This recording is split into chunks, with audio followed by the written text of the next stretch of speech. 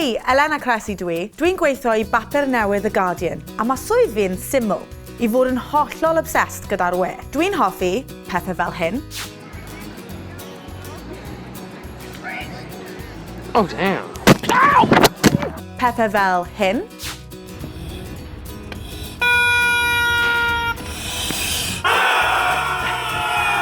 A hyd yn oed pethau fel hyn. Bob mis dwi'n mynd i rhannu 5 o fy hoff straeon dwi wedi dod ar draws i greu 5 Elena.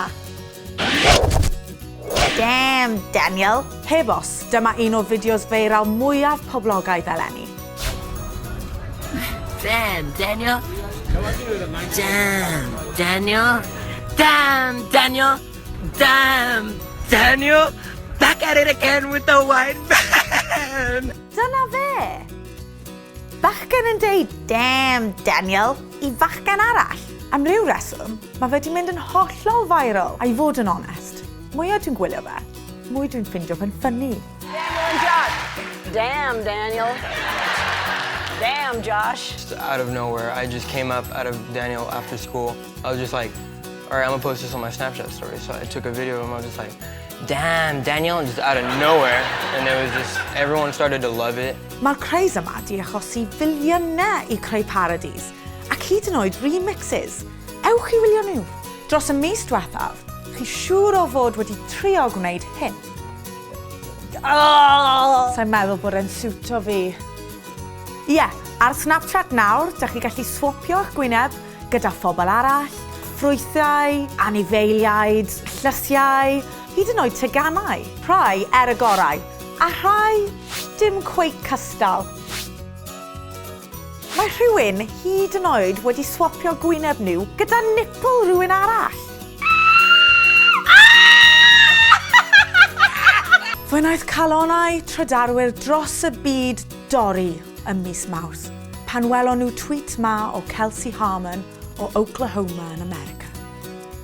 O fewn 24 awr, cafodd y neges ei aildrydar dros 70,000 o weithiau, a mae wedi cael dros 250,000 o likes.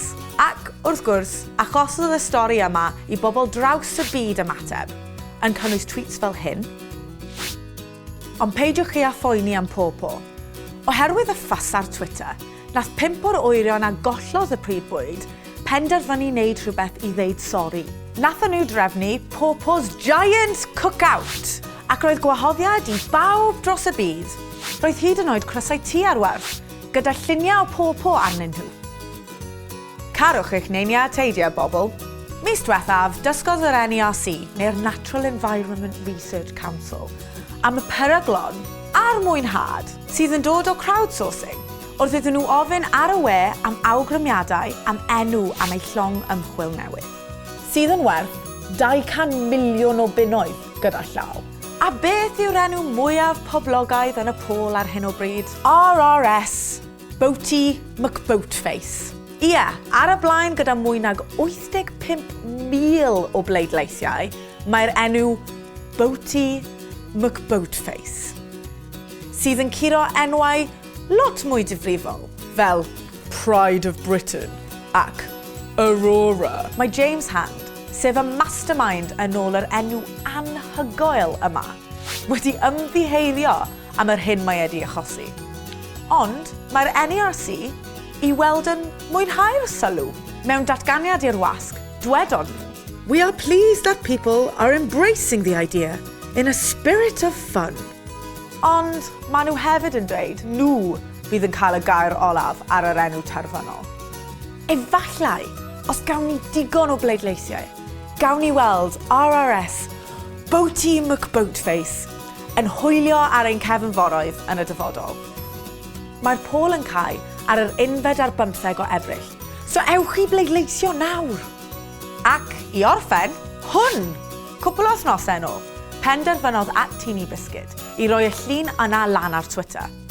O fewn oriau, oedd wedi cael ei rhannu miloedd o weithiau. Felly, dwi am adael chi heddiw gyda lluniau o anifeiliaid anwes sy'n edrych fel bwyd.